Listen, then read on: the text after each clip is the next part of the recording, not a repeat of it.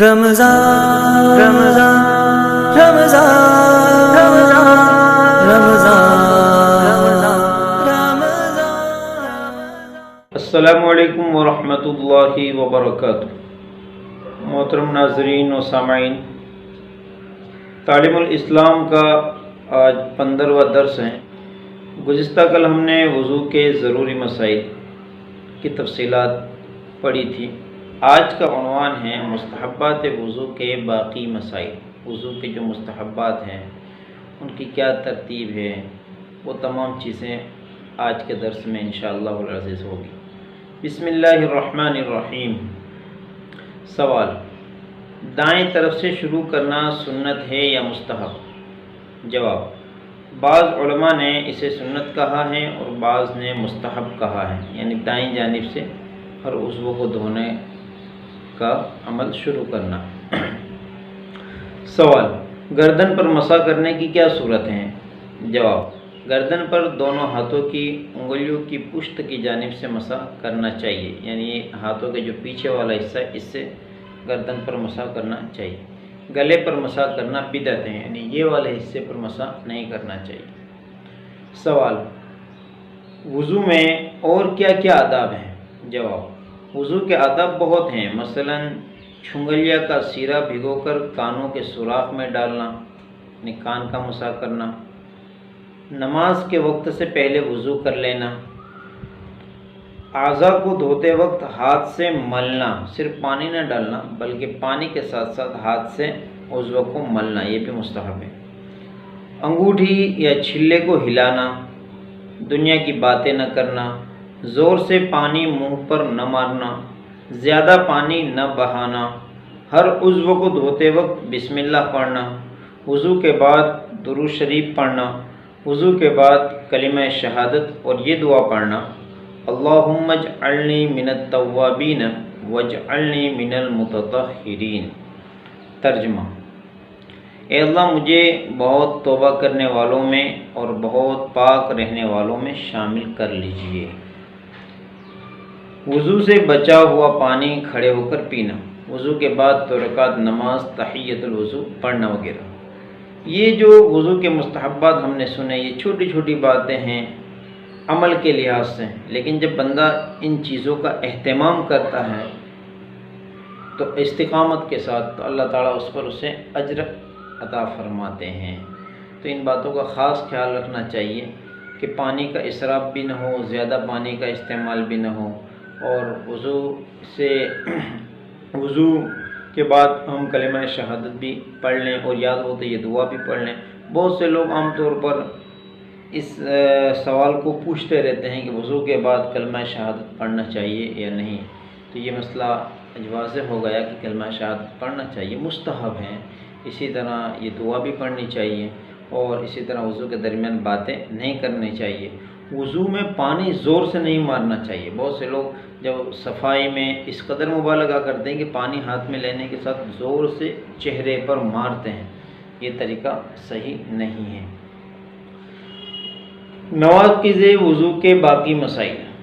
سوال: ناپاک چیز بدن سے نکل کر کتنی بہہ جائے تو وضو ٹوٹتا ہے؟ وضو کن چیزوں سے ٹوٹتا ہے یہ پہلے ہم پڑھ چکے ہیں۔ اب اس کے کچھ مسائل ہیں، اس کی تفصیلات ہیں، یہ آج کے اس سبق میں ہے کہ ناپاک چیز بدن سے نکل کر کتنی بہہ جائے تو وضو ٹوٹتا ہے، یعنی اس کی مقدار کتنی ہے؟ جواب: کوئی ناپاک چیز بدن سے نکل کر اس مقام کی طرف جس کا وضو یا غسل میں دھونا فرض ہے تھوڑی سی بھی بہہ جائے تو وضو ٹوٹ جاتا ہے۔ یعنی مثال کے طور پر خون زخم سے نکلا اور ایسی مطلب وہ زخم کو چھوڑ کر آگے بڑھ گیا، اب جسم کے اندر مثال کے طور پر یہ ہاتھ کے اوپر زخم ہے اور یہاں سے خون نکلا، تو ہاتھ کا حصہ وضو میں بھی دھویا جاتا ہے اور غسل میں بھی اس کا دھونا فرض ہے، تو اگر وہ اپنی جگہ سے نکل کر بہہ گیا تو اب اس سے وضو ٹوٹ جاتا ہے۔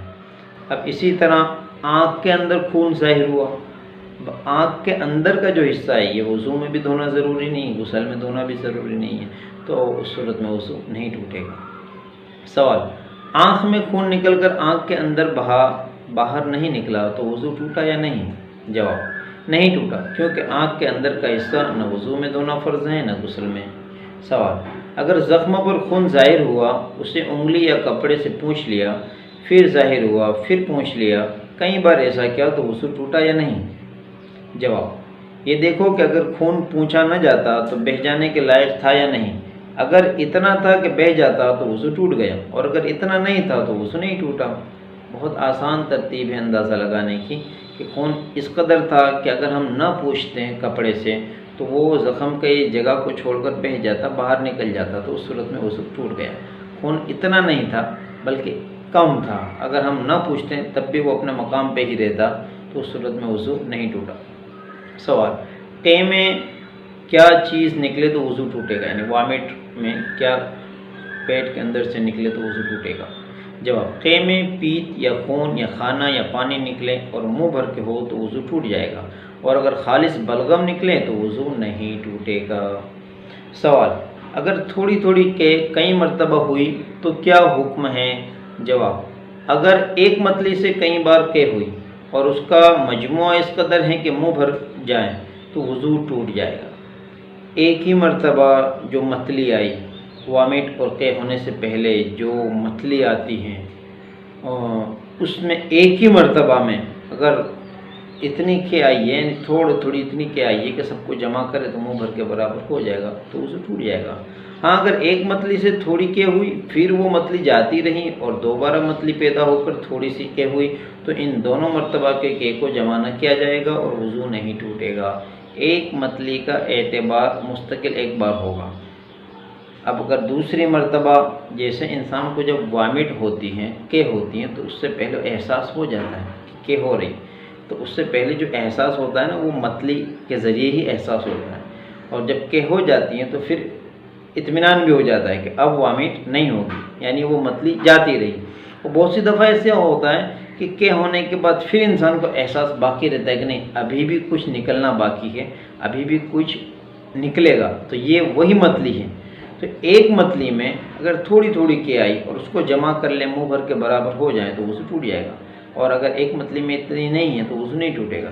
پھر کچھ دیر کے بعد دوسری متلی آئی اور پھر کچھ ہوئی تو اب دونوں کو جمع نہیں کیا جائے گا، دونوں کا اعتبار الگ الگ ہوگا۔ سوال، بدن میں کسی جگہ پھنسی ہے، اس میں سے خون یا پیپ کا دبا کپڑے پر لگ جاتا ہے تو کپڑا پاک ہے یا نہ پاک؟ جواب، اگر خون یا پیپ نکل کر بہنے کے لائق نہیں ہے، کپڑا لگنے سے دبا آ جاتا ہے تو وہ کپڑا پاک ہے، لیکن پھر بھی دھو ڈالنا بہتر ہے۔ جیسے خون ظاہر ہوا، اب کوئی کپڑا لگ گیا، جیسا کہ یہاں پر خون ظاہر ہوا، یا آستین کا کپڑا ہے اس پر لگ گیا تو خون کا اثر کپڑے پر بھی آ گیا، تو اب کپڑا دھلنا ضروری ہے یا نہیں؟ تو اگر خون اتنا تھا کہ وہ نکل کر بہہ جاتا تب تو دھلنا ضروری ہے، لازم ہے۔ اگر اتنا نہیں تھا، صرف ظاہر ہی ہوا تھا اور لگ گیا، کپڑے کے لگنے کی وجہ سے اس پر اثر آ گیا، تو اب دھلنا ضروری نہیں ہے، لیکن بہتر یہی ہے کہ پھر بھی دھو دینا چاہیے۔ سوال، کہ اگر منہ بھر کے نہ ہو تو وہ ناپاک ہے یا نہیں؟ جواب، نہیں۔ سوال، جونک نے بدن میں چمٹ کر خون پیا اور بھر گئی، یا مچھر پسو نے کاٹا تو اس سے وضو ٹوٹے گا یا نہیں؟ یہ جونک ایک قسم کا کیڑا ہے جو پانی میں ہوتا ہے، 4 یا 5 انچ کا ہوتا ہے۔ پہلے لوگ وہ جسم سے خون کھینچنے کے لیے اس کیڑے کو لگاتے تھے، اسی کو کہتے ہیں کہ اس نے جسم سے خون کھینچ لیا اور وہ بھر گئی، اور اسی طرح مچھر پسو نے کاٹ لیا تو وضو ٹوٹے گا یا نہیں؟ آج کل اس کو سمجھیں جونک کے معاملے کو، کہ جونک یعنی یہ کیڑا عجیب لگتا ہے اس لیے کہ ہمارے زمانے میں یہ چیز نہیں ہے۔ ہمارے زمانے میں اس کی جگہ پر ایک چیز اپڈیٹ ہو گئی ہے جس کو ہم کہتے ہیں پچنا لگانا، جو سنگی لگانا، اور اس کے ذریعے سے گندے خون کو کھینچا جاتا ہے۔ پہلے اس جونک نام کے کیڑے کو لگا دیا جاتا تھا اور وہ انسان کے بدن سے گندا خون کھینچ لیا کرتا تھا۔ جواب، جونک یعنی کیڑا کیڑے کے خون پینے سے وضو ٹوٹ جائے گا، اگرچہ چھڑانے کے بعد اس کے کاٹے ہوئے زخم سے خون نہ بہے، کیونکہ جونک اتنا خون پی جاتا ہے کہ اگر وہ خون بدن سے نکل کر اس کے پیٹ میں نہ جاتا تو یقیناً بہہ جاتا، اور مچھر پسو کے کاٹنے سے وضو نہیں ٹوٹتا کیونکہ یہ بہت تھوڑی مقدار میں خون پیتے ہیں جو بہنے کے لائق نہیں ہوتا۔ یعنی ایک مسئلہ ہمیں یہ معلوم ہوا کہ پچنا لگانے سے، گندا خون کھینچوانے سے وضو ٹوٹ جاتا ہے۔ سوال، کس قسم کی نیند سے وضو نہیں ٹوٹتا؟ جواب، کھڑے کھڑے سو جانے یا بغیر سہارا لگائے ہوئے بیٹھ کر سونے یا نماز کی کسی ہیئت پر سونے سے وضو نہیں ٹوٹتا۔ جیسے سجدے میں سو گیا یا قعدے میں تشہد میں سو گیا تو وضو نہیں ٹوٹے گا۔ پہلے ہم نے نواقض وضو میں یہ بات پڑھی تھی کہ ٹیک لگا کر سو جانے سے وضو ٹوٹ جاتا ہے۔ اب یہاں پر یہ مسئلہ ہے کہ کس طرح سونے سے وضو نہیں ٹوٹتا۔ سوال، کیا کوئی شخص ایسا بھی ہے کہ سو جانے سے اس کا وضو نہیں ٹوٹتا؟ ہاں۔ جواب، ہاں، انبیاء علیہ السلام کا وضو نیند سے نہیں ٹوٹتا، یہ ان کی خصوصیت اور خاص فضیلت ہے۔ سوال، کیا نماز میں قہقہ مار کر یعنی کھلکھلا کر ہنسنے سے سب کا وضو ٹوٹ جاتا ہے، اور قہقہ سے کیا مراد ہے؟ جواب، قہقہ سے مراد یہ ہے کہ اتنے زور سے ہنسے کہ اس کی آواز دوسرے پاس والے لوگ سن سکے۔ نماز میں قہقہ مار کر ہنسنے سے وضو ٹوٹنے کی یہ شرطیں ہیں۔ نمبر 1، ہنسنے والا بالغ مرد یا عورت ہو، کیونکہ نابالغ کے قہقہ سے وضو نہیں ٹوٹتا۔ نمبر 2، جاگتے میں ہنسے، پس اگر نماز میں سو گیا اور سوتے میں قہقہ مار کر ہنسا تو وضو نہیں ٹوٹے گا۔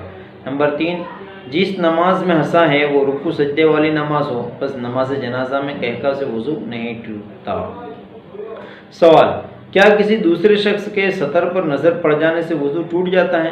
کسی کو ننگا دیکھ لیا، کسی کو بغیر کپڑے کے دیکھ لیا، جیسے شوہر نے بیوی کو دیکھ لیا، بیوی نے شوہر کو دیکھ لیا، یا کسی اجنبی کو دیکھ لیا، تو اس سے وضو ٹوٹے گا یا نہیں؟ جواب، اپنے یا کسی دوسرے شخص کے سطر پر قصدن یا بلا قصد نظر پڑنے سے وضو نہیں ٹوٹتا۔ اگر جان بوجھ کر دیکھا یا بغیر بلا قصد کے دیکھا وضو نہیں ٹوٹتا، لیکن اس طرح دیکھنا نہیں چاہیے۔ یہ دیکھنا کسی کے سطر کو دیکھنا، نامحرم کے سطر کو دیکھنا، یہ گناہ ہے۔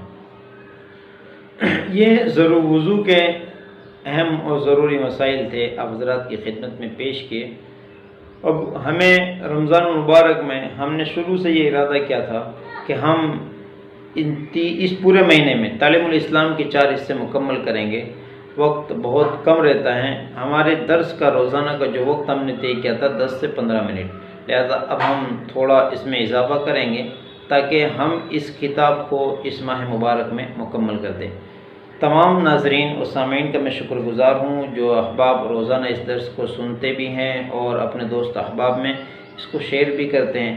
ساتھ ہی ساتھ ایک گزارش یہ کرنا ضروری سمجھتا ہوں، دراصل ہمارا تعلیم الاسلام کے اس سیریز کو جاری کرنے کا مقصد ایک اسلامک اویئرنیس ہے، لوگوں کے اندر ایک اسلامک تعلیم حاصل کرنے کا جذبہ بیدار ہو، لوگ تعلیم سے واقف ہو۔ بہت سے لوگ ہیں جو دنیاوی مشغولیات کی وجہ سے اسلامی بیسک معلومات حاصل نہیں کر سکے۔ سوشل میڈیا کے اس دور میں ہر کوئی ہر معلومات سوشل میڈیا کے ذریعے حاصل کرتا ہے، تو ہم نے بھی یہ ضروری سمجھا کہ تعلیم الاسلام کے 4 حصے مکمل ایک درس کی شکل میں لوگوں کے سامنے سوشل میڈیا کے ذریعے سے پہنچائے جائیں تاکہ لوگ دین اسلام کی بیسک بنیادی معلومات سے واقفیت رکھ سکے۔ لہذا تمام ناظرین و سامعین سے میں گزارش کروں گا کہ آپ حضرات سننے کے ساتھ ساتھ اس کو اپنے دوست احباب میں شیئر کریں، لوگوں تک اس درس کو اور اس کے تمام پارٹس کو پہنچائیں۔ اللہ تعالی ہم تمام کو صحیح علم عطا فرمائیں۔